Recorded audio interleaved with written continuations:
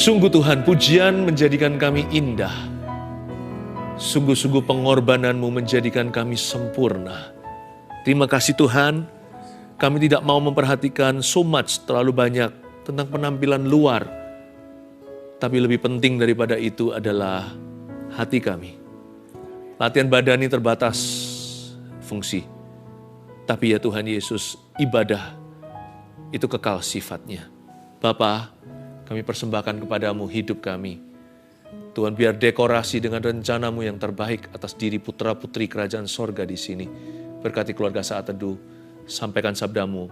Ya Tuhan, terangi dengan kuat kuasa firman-Mu, sembunyikan hamba-Mu selalu di balik salib-Mu. Dalam nama Yesus. Amin. Puji Tuhan. Saya jadi ingat satu kalimat begini. Sebuah lagu kalau nggak salah itu, Praise looks good on you.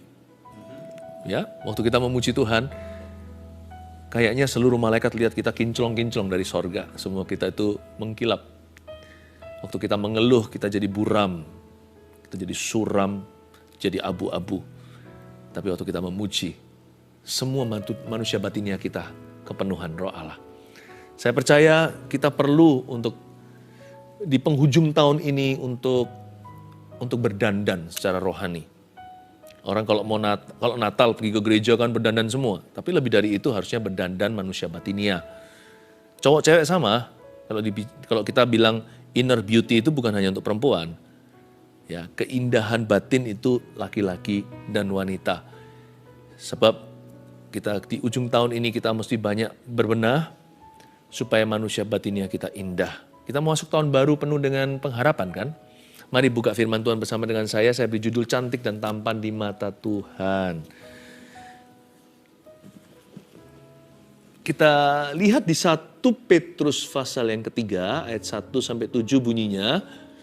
Memang ini tentang suami istri, tapi nggak hanya bicara pernikahan ya, tapi bicara soal laki-laki dan perempuan. Manusia batinnya kita itu yang disebut di sini. Hubungan suami istri sangat bergantung dengan itu. Rumah tangga, tapi saya mau bawa Anda ke intisari, langsung ke akarnya. Kristus bilang apa soal laki dan soal perempuan. Demikian juga kamu, hai istri-istri, tunduklah kepada suamimu. Supaya jika ada di antara mereka yang tidak taat kepada firman, mereka juga tanpa perkataan dimenangkan oleh kelakuan istrinya. Sebentar, ayat 1 saya jelaskan.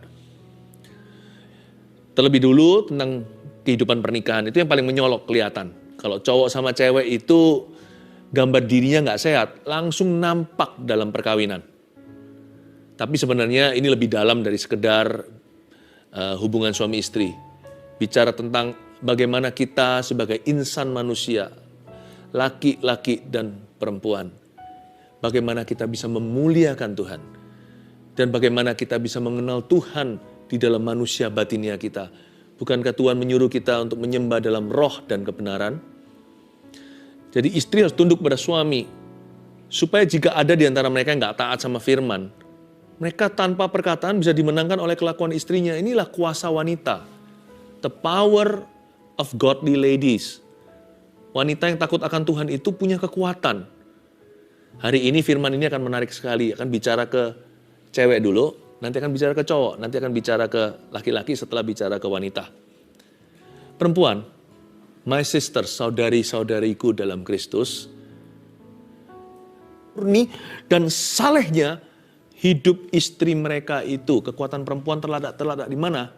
Nomor 1 tuliskan ini, poin pertama kita. Pengaruh seorang wanita ialah kemurnian dan kesalehannya. Makanya perempuan itu harus jaga kemurnian. Hatinya itu harus dekat sama Tuhan. Setiap perempuan harus mendekat sama Tuhan. Sucikan, kuduskan, basuh aku di dalam darah-Mu, anak domba. Jama bibir, luruskan hatiku dengan roh-Mu. Itu adalah lirik lagu ya. Tapi itu betul sekali. Setiap wanita harus mendekat kepada Tuhan. Dan berkata, murnikan hatiku. Perempuan tidak boleh matre. Karena itu otomatis mematahkan dan memutuskan kode etiknya Tuhan. Yaitu kemurnian. Hatinya itu harus murni. Dia harus taruh Tuhan di atas segalanya. Lalu orang di atas barang dan uang. Harus. Karena perempuan seorang pendidik dalam keluarga. Dia ajari anak. Dia harus saleh. Saleh yang keluar dari hadirat Allah. Percayalah, sekalipun perempuan itu tidak duniawi, Tuhan gak akan biarkan dia tanpa dandanan. Bagi Tuhan, setiap putrinya itu lebih berharga daripada bunga di padang. Yang dihiasi melebihi Salomo dalam kejayaannya. Tuhan pasti akan dandani Anda. Jadi jangan iri ya kalau ada wanita yang diberkati sama Tuhan itu, karena memang Tuhan berkenan. Jadi jangan kita berkata, wah dia kok punya itu, punya ini. Siapa tahu Tuhan yang telah memandang orang itu dan memberkati hidupnya. Asal bukan itu yang dia cari. Ayat 3, perhiasanmu janganlah secara lahiriah, yaitu dengan mengepang-ngepang rambut, memakai perhiasan emas, atau dengan mengenakan pakaian yang indah-indah. Berhenti di sana sebentar, di ayat 3a saya jelaskan. Ini bukan berarti style rambut ya. Ya, ini juga bukan berarti nggak boleh pakai perhiasan sama sekali. Yang namanya wedding band atau cincin kawin itu kan dari emas juga. Maksudnya jangan berlebihan. Maksudnya juga di sini artinya itu bukan intinya. Intinya di mana? Ini dia. Oh, ayat 4 sih sekarang. Ayat 4 ya, saya bacakan dulu. Tadi sudah selesai ayat 3. Tetapi perhiasanmu ialah manusia batinia yang tersembunyi dengan perhiasan yang tidak binasa. Itu intisarinya. Perhiasanmu itu manusia batinia yang tersembunyi dengan perhiasan yang gak bisa binasa. Yang berasal dari, inilah perhiasanmu, hai perempuan. Yang berasal dari roh yang lemah lembut dan tenteram. Yang sangat berharga di mata Allah, saya tambahkan, yang sangat direspek sama manusia bahkan oleh laki-laki. Ya. Serusak-rusak beberapa kaum pria. Jikalau mereka mau, meskipun bicaranya mungkin yang tidak patut untuk disebutkan, tapi kalau ada perempuan yang takut akan Tuhan, mereka akan segan. Setan pun bisa angkat topi padamu, jikalau Anda berjubah putih. Perhiasanmu ialah manusia batinnya yang tersembunyi dengan perhiasan yang tidak binasa, yang berasal dari roh yang lemah lembut dan tentram, dan yang sangat berharga di mata Tuhan. Poin kedua, ya, laki-laki dapat 2, perempuan dapat 2 dalam renungan ini. Perhiasan seorang wanita ialah, catat itu, roh lemah lembut dan ketenangan jiwanya. Jadi kalau di dalam suatu ruangan terjadi kepanikan, yang terakhir panik harusnya perempuan. Dia yang bisa menenangkan suaminya, sudah tenang dulu. Jangan ikut emosi. Karena roh tentrammu itulah perhiasanmu. Di situ membedakan perempuan yang melarat secara rohani dengan perempuan yang konglomerat secara rohani. Itu bukan perhiasan di luarnya, perhiasan di dalamnya. Roh lemah lembut dan tentram. Lemah lembut itu gentle. Ternyata bukan hanya gentleman, gentlewoman juga ada. Dan tentram. Saya dorong ya, menjelang akhir tahun ini, yang wanita banyak baca Bible Ladies, Biblical Women. Coba bacain itu. Termasuk baca mereka yang, apa namanya kalau di dalam sebuah play itu yang orang jahatnya namanya apa? Apa namanya itu? Antagonis ya. Betul ya? Antagonis. Termasuk yang antagonis dipelajari, jangan jadi begitu. Jangan jadi yang begituan. Tapi terutama pelajari mereka yang menjadi lakon-lakon Alkitab itu. Sarah gimana terhadap Abraham. Deborah juga, sekalipun dia berkarisma, tapi dia menundukkan diri sama Barak. Dan Deborah nggak sok-sokan. Coba pelajari satu persatu, Ruth, Esther, ada banyak. Kalau Anda, nama-nama yang tadi yang saya sebut itu semua yang klasik. Yang ngejazz banyak sekali di dalam Alkitab. Itu yang seringkali luput dari perhatian, itu yang luar biasa loh.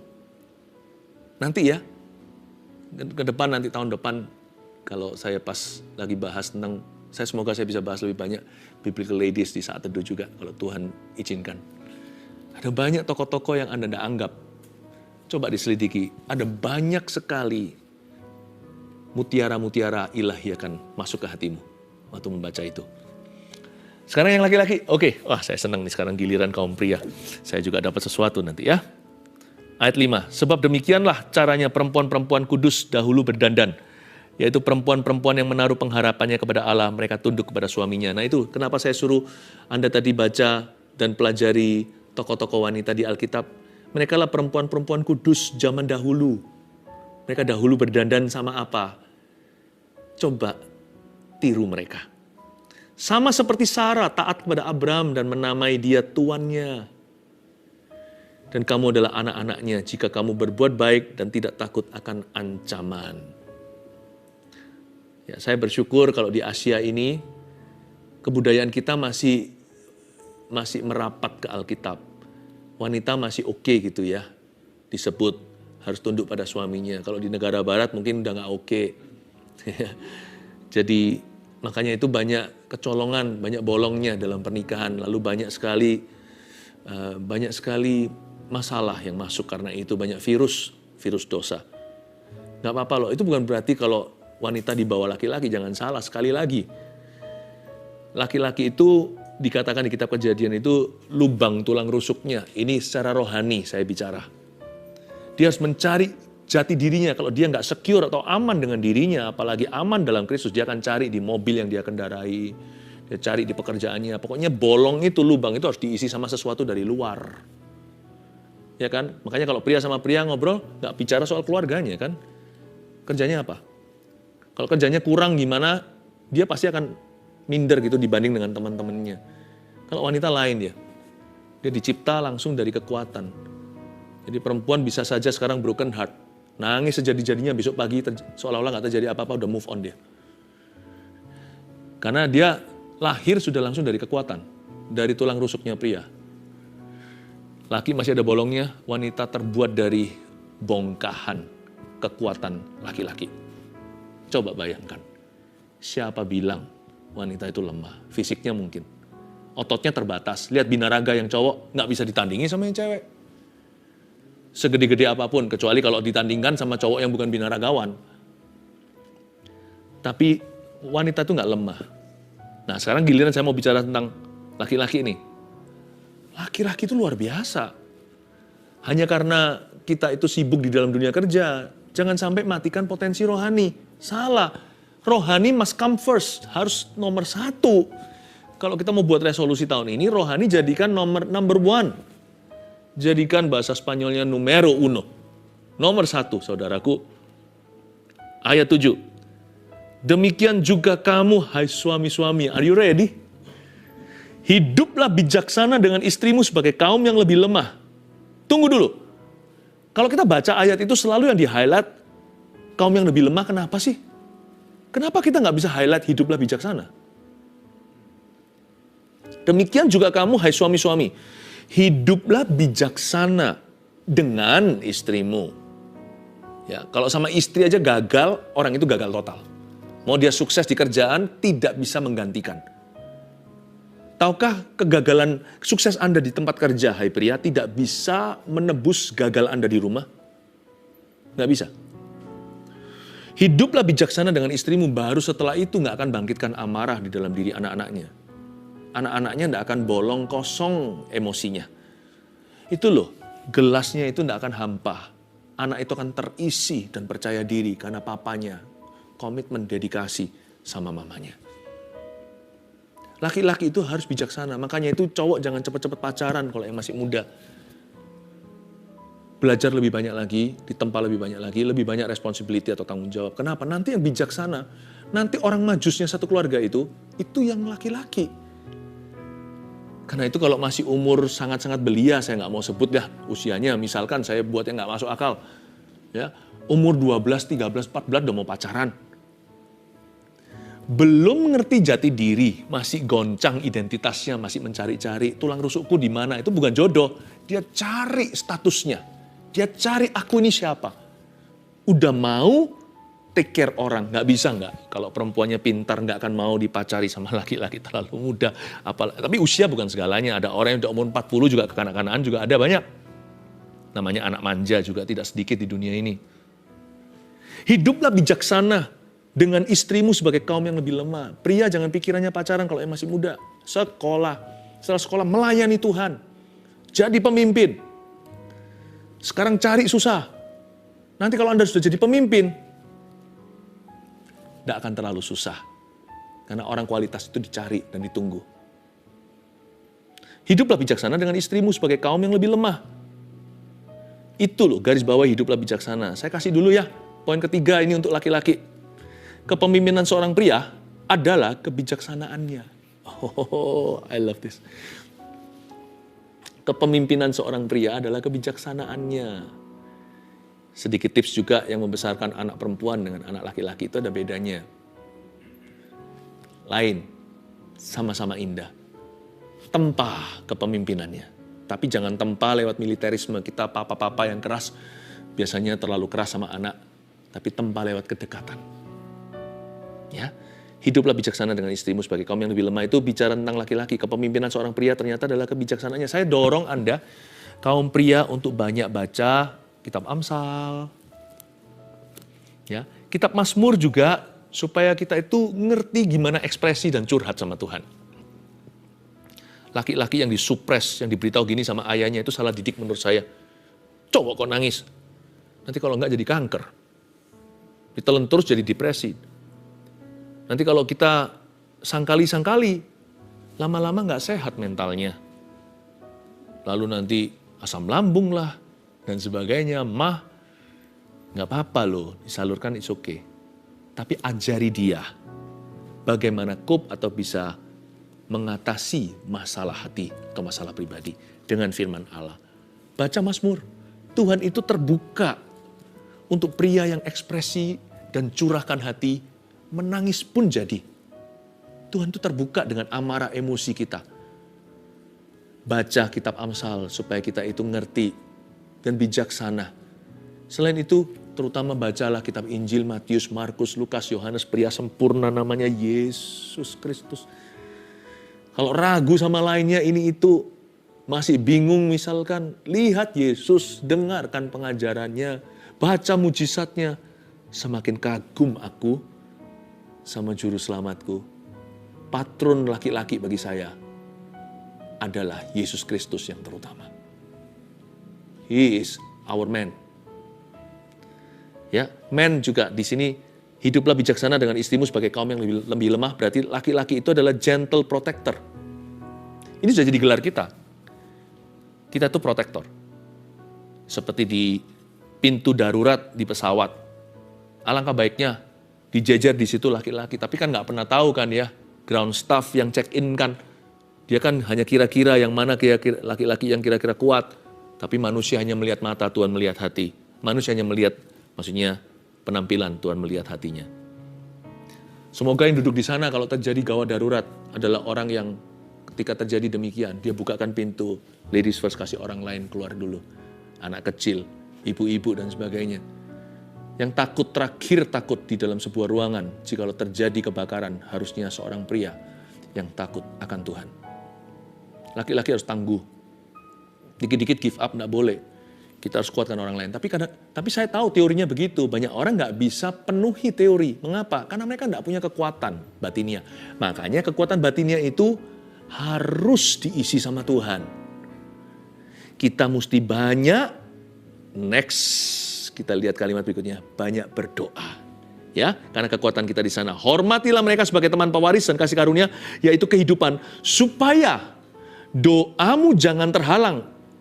Ini firman Tuhan kepada pria, supaya doamu jangan terhalang. Kenapa Tuhan nggak bilang, supaya doa istrimu nggak terhalang? Kenapa Tuhan berkata, supaya doamu hai laki-laki, atau di sini suami, jangan terhalang. Dari mana kita timba sumur batinia, membuat kita indah? Nggak tentu loh orang itu yang bisa main tembak-tembakan, berburu, yang sport atau olahraga-olahraga yang macho man, yang sangat-sangat laki banget, itu nanti punya strength of character atau kekuatan karakter. Nggak tentu orang dipelonco atau di apa itu, orang seperti dipakai cara-cara kekerasan, dikasih hukuman sebelum masuk satu institusi atau sekolah, nanti dia akan jadi pemimpin, malah jadi orang kasar, jadi orang yang balas dendam. Nggak tentu. Strength of character, kekuatan karakter seorang pria hanya ditemukan pada satu pria, Yesus dan firman. Kalau yang nggak kelihatan, hanya ditemukan dalam satu pribadi, Roh Kudus di dalam diri kita. Dan kita harus bertumbuh relationship hubungan kita dengan dia. Dan itu tidak bisa tanpa doa. Supaya doamu jangan terhalang, nomor 4. Kekuatan seorang pria adalah kehidupan doanya. Saya ulang, kekuatan seorang pria bukan berapa kali dia bisa push up atau segede apa ototnya. Anda akan terkejut. Orang yang gede-gede ototnya, nggak tentu akan menjadi defender of his family. Jadi orang yang mempertahankan keluarganya. Nggak tentu. Bisa jadi juga yang pukulin istri. Itu macumen orang-orang yang pejantan-pejantan. Nggak tentu yang hu gitu, itu pasti nanti akan gagah perkasa di mata Tuhan. Yang tampan di mata Tuhan adalah, seperti Yesus katakan, belajarlah dari aku lemah lembut dan rendah hati. Hanya seorang Yesus yang bisa menghadapi salib yang begitu ngeri. Cowok mana yang tidak akan bertekuk lutut? Siapa yang akan gentar dengan hukuman yang paling mengerikan sepanjang sejarah kemanusiaan? Hanya Yesus yang bisa di atas sana berkata, Bapa ampunilah dosa mereka. Mereka tidak tahu apa yang mereka berbuat. Sebelum naik ke situ sudah hancur-hancuran muka. Sudah seperti daging caca dipukul, dicambuk 40:1. Yesus bisa berkata pada wanita yang menangis, yang meratapinya dan elap wajahnya. Yesus berkata, don't cry for me. Jangan nangis untuk aku. Hai ibu, tangisilah dosamu. Wow. Hanya Yesus yang bisa di atas itu. Tergantung demikian rupa, nafas saja mati. Nafas saja sakitnya setengah mati. Saya waktu sekolah Alkitab, saya pelajari hukuman salib itu sengeri apa. Itu ya digantung begitu, tarik nafas itu sakitnya luar biasa. Anda tidak bisa nafas biasa. Setelah lepas nafas, bergeserlah itu paku. Lebih sakit lagi. Lalu sakitnya melonjak 7 kali setiap nafas berganti. Dia bisa menggenapi nubuatan dengan teratur satu persatu kata-kata Bapa harus terjadi. No man like that. Badan Yesus bukan orang yang gede-gede sekali, bukan orang yang kuat bisa angkat berapa kilo besi. Saya nggak anti. Nggak apa-apa olahraga yang maco, nggak apa-apa yang olahraga yang sifatnya laki-laki benar. It's okay. Tapi latihan badan itu terbatas fungsi. Tetapi ibadah itu, manusia batinnya, itulah nanti yang akan membuat orang ingat selama-lamanya. Itulah yang menyelamatkan. Itulah yang berguna dalam kehidupan orang lain. Itulah yang menjadi tulang punggung society masyarakat, tulang punggung family, keluargamu, tulang punggung gereja. Pria yang berdoa dan menjaga kekudusannya. Kekuatan seorang pria adalah kehidupan doanya. Itulah sebabnya, catat baik-baik. Pendoa syafaat utama dalam keluarga bukanlah istri atau mama. Pendoa utama di dalam setiap family adalah kepala keluarganya. Saya dorong menjelang akhir tahun ini, yang laki-laki masuk ke gua atau masuk ke kamar doamu. Ya. Banyak waktu berdoa. Banyak waktu untuk cari Tuhan sebelum Anda berencana. Anda pemimpinnya, ketua kelasnya, cari pokok anggurnya. Kalau Anda ketua kelasnya, cari kepala sekolahnya. Bapakkulah pengusahanya. Melekat, bilang gini sama istrinya sebentar, aku mau doa, kasih aku waktu berapa jam, atau berhari-hari ini, hari tertentu. Anda bisa berdoa di situ, minta tidak diganggu sama anak-anaknya, dengan senang hati mereka akan kasih, karena mereka tahu itu berguna untuk mereka. Sebenarnya hidup mereka bergantung dengan itu. Perusahaan Anda tidak perlu beritahu sama stafnya, tetapi saudara seiman di situ beritahu, ayo kita doa, Anda yang ambil inisiatif. Karena seorang laki-laki dalam pekerjaan adalah tulang punggung Tuhan di sana. Jangan berkata, mama aja yang berdoa. Istrinya disuruh ke gereja, ikut menara doa di sana. Boleh, tapi tahu nggak tidak menggantikanmu. Pendoa utama satu keluarga. Catat ini, it's you, my brothers. Anda, saudaraku. Oh gitu ya Pastor Philip, saya kira yang bisa berdoa gitu hanya pendeta. Pendeta itu cuma ketambahan beban jemaat, bukan hanya keluarganya. Itu aja bedanya. Bertambah berkali-kali ganda. Tapi halaman kita sama. Saya pria, Anda pria. Kitalah pendoa syafaat pilihan number 1 di dalam family kita. Jangan suruh ibu, jangan suruh mama, jangan suruh istrinya yang maju. Maju bersama. Tidak seperti Anania Safira, tapi seperti Priscilla dan Aquila. Jesus loves you. 1, 2, 3 apa aja cantik dan tampan di mata Tuhan? Kita mau benahi manusia batinia kita ya. Sekali lagi seperti koreksi dan juga evaluasi bagi kita semuanya. Yaitu 1, pengaruh seorang wanita ialah kemurnian dan kesalehannya. 2, perhiasan seorang wanita ialah roh lemah lembut dan ketenangan jiwanya. 3, kepemimpinan seorang pria adalah kebijaksanaannya. 4, kekuatan seorang pria adalah kehidupan doanya. Jesus loves you. Haleluya.